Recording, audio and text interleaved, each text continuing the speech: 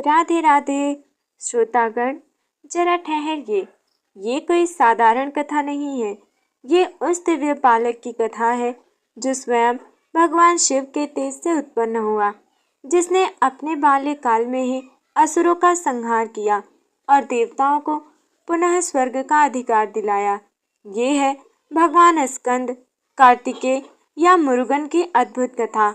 बहुत समय पहले, जब पृथ्वी, स्वर्ग और पाताल लोक में अधर्म का अंधकार फैल चुका था, देवता असहाय हो चुके थे। राक्षस सूरपद्मन और उसके भाई सिंहमुखन ने अपने बल से त्रिलोक को जीत लिया था। इंद्र, वरुण, अग्नि, यम सभी देवता उनके भय से कांपने लगे थे। देवताओं की पुकार सुनकर भगवान शिव ने अपनी ध्यानावस्था खोली। उन्होंने देखा ब्रह्मांड में संतुलन टूट रहा है।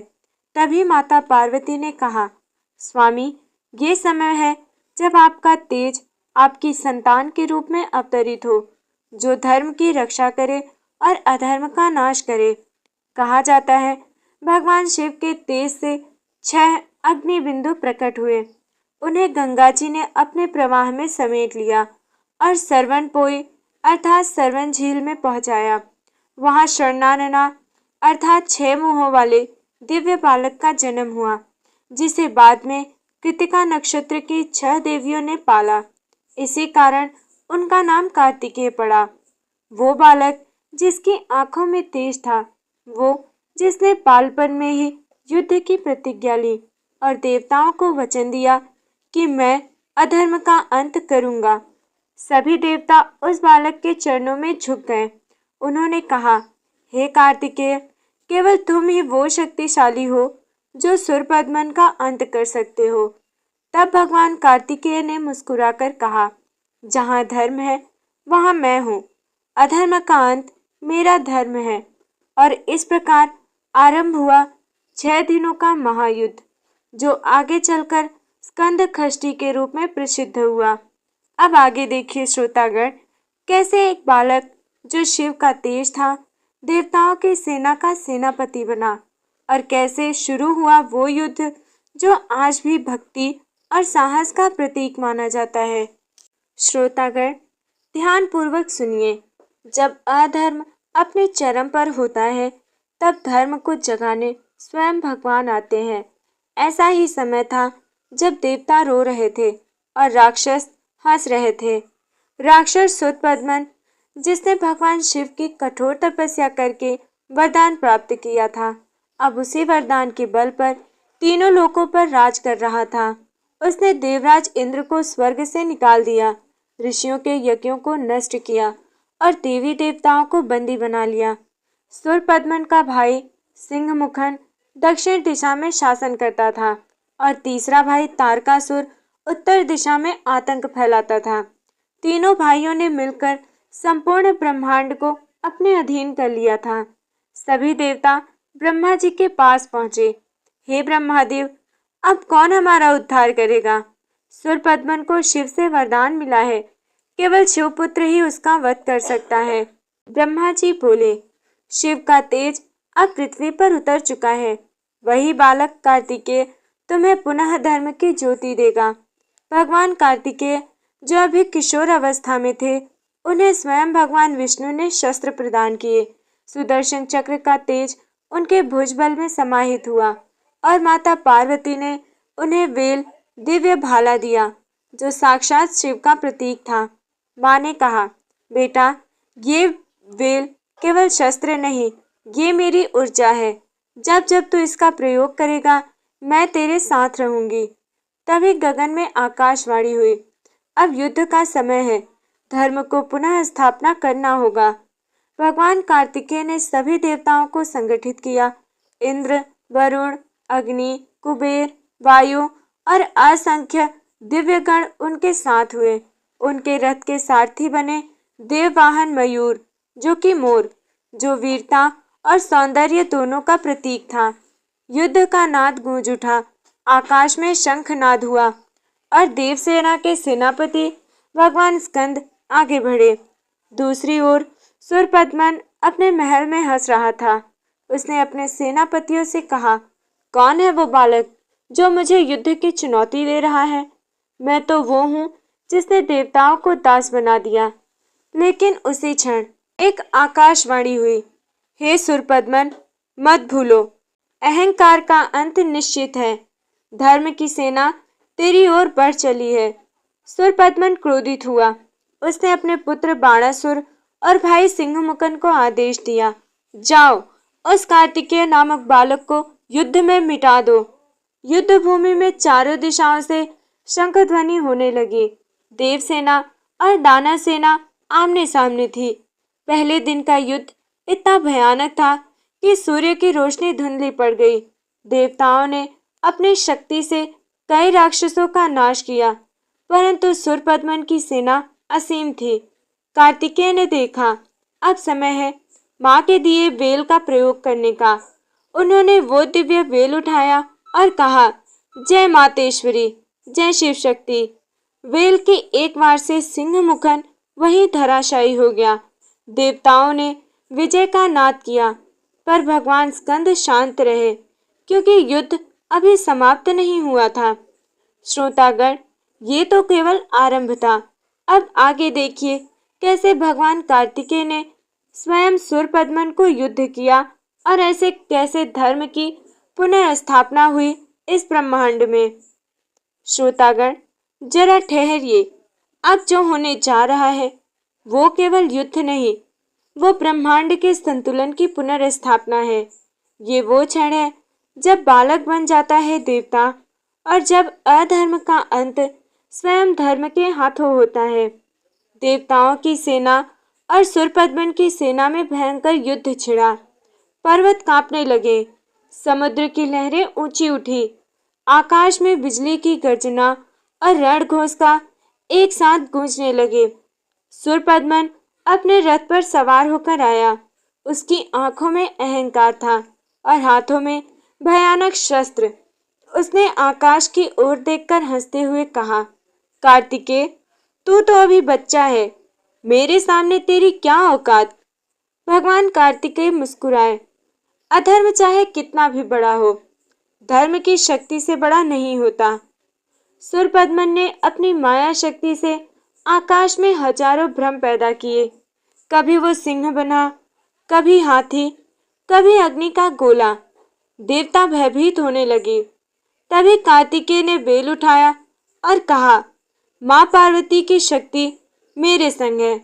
उन्होंने वेल से वार किया और सभी मायाजाल एक झटके में नष्ट हो गए।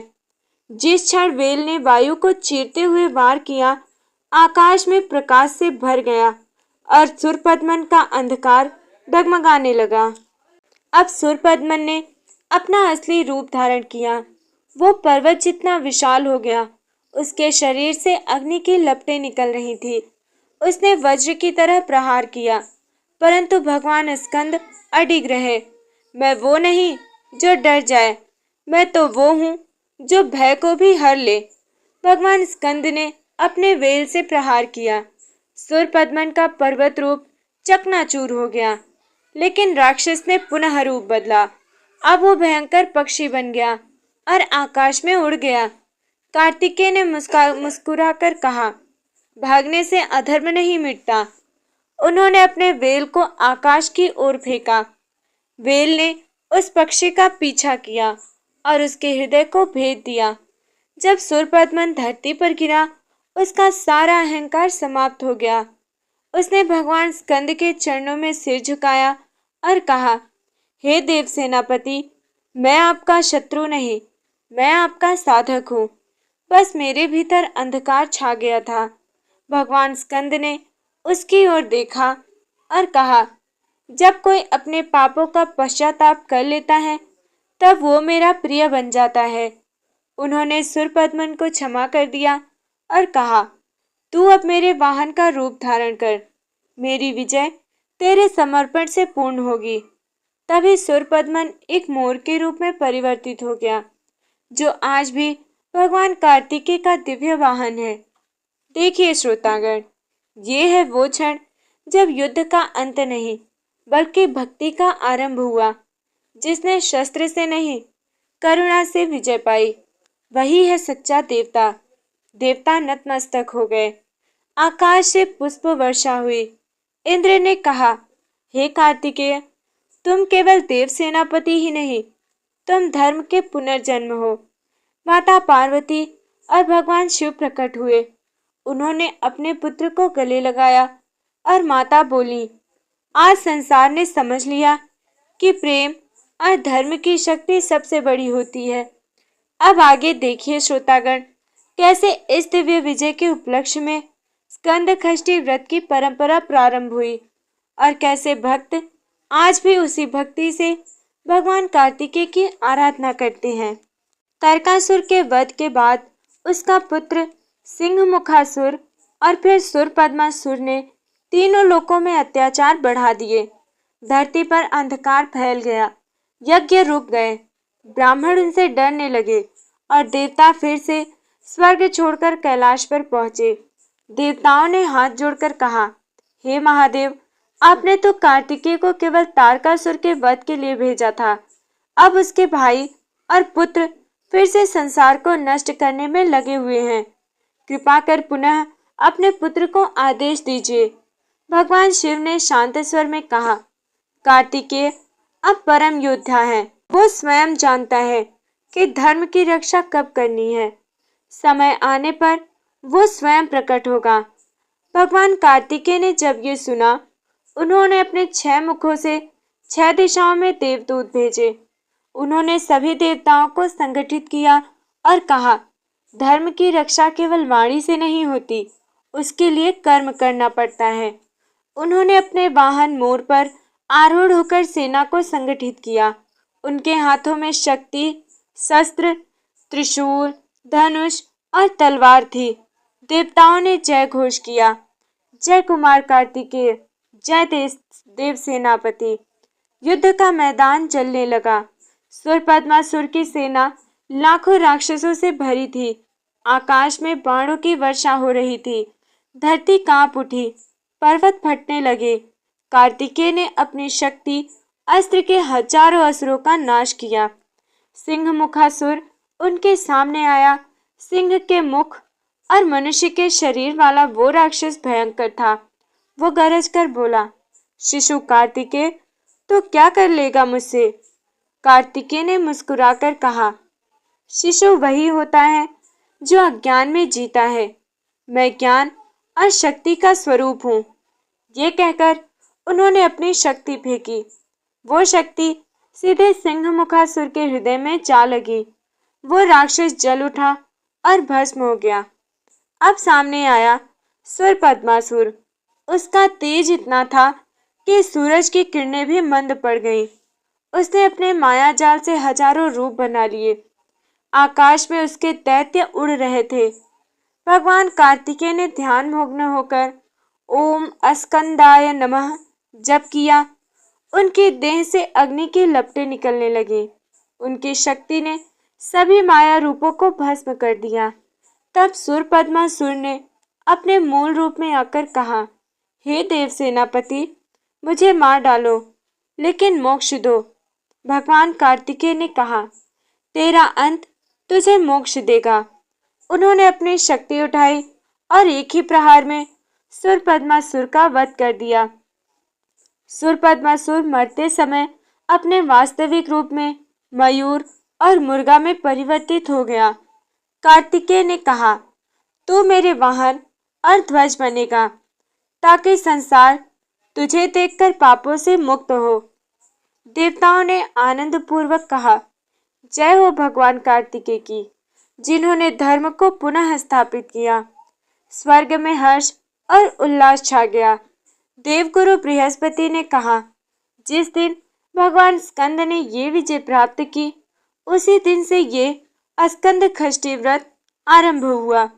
जो भी इस व्रत को श्रद्धा से करता है, उसे साहस, शौर्य और जीवन के सभी संघर्षों में विजय प्राप्त होती है।